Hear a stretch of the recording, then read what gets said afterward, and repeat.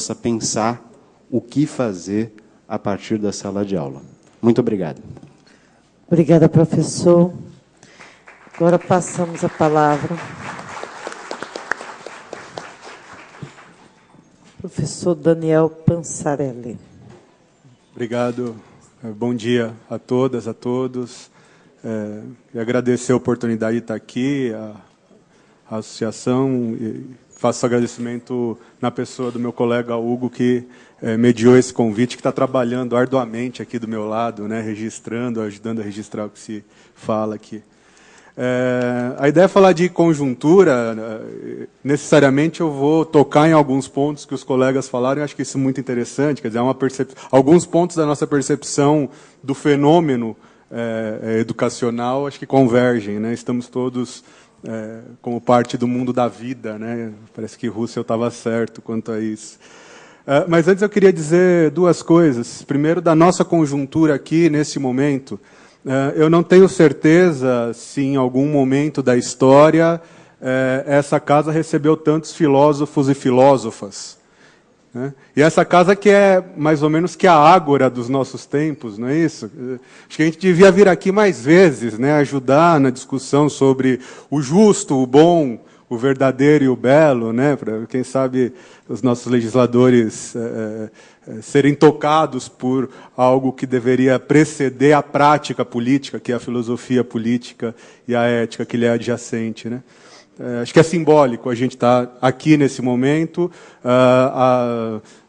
sem nenhum prejuízo de algumas manifestações dos colegas durante a fase de apresentação, da necessidade de reproduzir esse evento, ou eventos inspirados nesse em outros lugares, quem sabe ocupando também outras casas de leis e outros espaços públicos, né? Também foi falado no início, já foram feitas, acho que, duas menções ao Niemeyer, né? O professor Niemeyer, aliás, né? Professor da Universidade de Brasília, que se demite em protesto ao governo ditatorial. Mas o falecimento do Niemeyer me fez pensar que o Brasil tem, ou tinha, continua tendo, né? Um arquiteto a quem doeria perder por ser um arquiteto brasileiro, né? Niemeyer só poderia ser brasileiro. Ele não teria tido inspirações para desenhar aquelas curvas todas, né, em outro canto do mundo. Ele só podia fazer o que fez aqui no Brasil. E eu me pus a pensar sobre isso. Essa coisa de filósofo, né, de ficar pensando sobre banalidades e besteiras e dali tirar algum caldo. Eu fiquei pensando, os nossos colegas da ciência política, das ciências sociais, têm, né, tiveram seus representantes, Florestan, Caio Prado, Nelson Werneck, que só puderam pensar o que pensaram e escrever o que escreveram porque estavam aqui no Brasil, né? Quer dizer, e não era nem necessariamente criar uma ideia nova, né? A discussão de Caio Prado com Nelson Werneck, dizer, tá, nós somos marxistas, nós temos lá um referencial, mas nós precisamos descobrir se o Brasil é feudal ou capitalista, né? Então eles estão discutindo a nossa realidade a partir da especificidade da sua ciência, né? Na antropologia, né, Darcy, Sérgio Buarque, eu fiquei pensando, quem é o filósofo ou a filósofa que, quando morrer, a gente vai sentir essa dor, dizer, perdemos um filósofo brasileiro, né? Um filósofo que só pensou o que pensou porque estava aqui no Brasil. O cara que não podia pensar isso a partir de qualquer outro canto do mundo, como Niemeyer não podia projetar o que projetou a partir de nenhum outro canto do mundo, né? E me doeu pensar que eu acho que a gente não tem essa figura, né? Nós temos, evidentemente, figuras respeitáveis, exemplares, mas eu não sei se nós já produzimos um filósofo ou uma filósofa, ou um grupo de filósofos e filósofas que tenha essa força e principalmente, que carregue essa brasilidade na sua filosofia, né? É engraçado, a gente fala de muita naturalidade de filosofia alemã, francesa, inglesa, né? E com uma torcida de nariz de filosofia brasileira. Mas, enfim, acho que é um ponto para a nossa reflexão e eu vou tocar nele aqui na finalização. Mas, para falar do contexto em particular, me parece que há enfim, não é exclusividade nem da educação, nem do ensino de filosofia e nem do nosso momento histórico, mas há uma contradição muito forte presente, né? Acho que o mundo tem sido um mundo de contradições há muito tempo.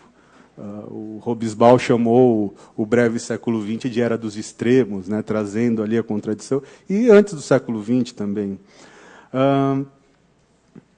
Por um lado, eu vejo um esforço, e eu vou tentar fazer essa aproximação a partir do espaço que eu tenho ocupado recentemente, que é a Universidade Federal do ABC, uma universidade pública e gratuita, como tem que ser. Por um lado, eu vejo, de certa maneira, uma ampliação de oferta de vagas e de novas universidades públicas e gratuitas no Brasil. A universidade em que eu trabalho hoje é uma universidade nova, né? Que surge também de um processo de contradições, tem uma série de questões da sua história de surgimento e que ela vem enfrentando ainda, mas é uma universidade pública e gratuita que não existia há 5 anos atrás. Né? Aqui, alguns colegas se apresentaram, estudantes da Unifesp, de Guarulhos, que também é uma escola que nunca formou filósofos e recentemente passou. Quer dizer, há uma ampliação de oferta de vagas para a formação de professores de filosofia, inclusive. Né? E são universidades, eu vejo o nosso esforço lá no ABC, por um lado, universidades que tentam se manter como universidades de excelência, como tem que ser. Né? A gente tem que produzir tanto quanto possível pensamento de ponta, quer dizer, pensamento o mais refinado possível, algo que vale a pena ser lido e ouvido. Né? Mas, por outro lado, e essa é uma contradição, são universidades que tentam ser inclusivas. Quer dizer, não é por acaso que o campus da Unifesp é lá nos Pimentas. Né? Não é por acaso que a UFBC oferece tantas vagas noturnas quanto matutinas. Que é para aquele aluno que não tem, enfim, não tem a opção de deixar de trabalhar para poder estudar, como foi a trajetória estudantil de muitos de nós, minha e de muitos de vocês, certamente. Então, há um pouco essa contradição de tentar, por um lado, manter a excelência do ensino público, que sempre foi elitizado, mas tornar inclusiva. Recentemente, a lei de cotas, né, reservando 50% das cotas das universidades públicas federais para estudantes oriundos da escola pública e, dentro desse percentual de cotas, reservar percentuais adequados à quantidade de representações étnicas de cada região. Quer dizer, há um esforço nesse sentido que me parece que é relevante. Por outro lado, e aí eu pego o primeiro ponto que o André colocou, que era a mercantilização, né? Por outro lado, a gente vê os setores mercantis, e eu não estou falando da universidade privada como um todo, né? Tem universidades privadas que merecem profundamente o nosso respeito, mas setores empresariais que poderiam investir no ramo de gado ou de suco de laranja ou de educação e investem na educação.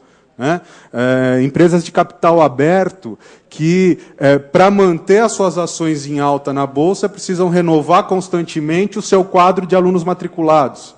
É uma relação macabra, né? Quer dizer, eu vendo ações na Bolsa e o preço da minha ação é medido pela quantidade de alunos que eu tenho. Então, para a ação continuar subindo, eu preciso captar mais alunos.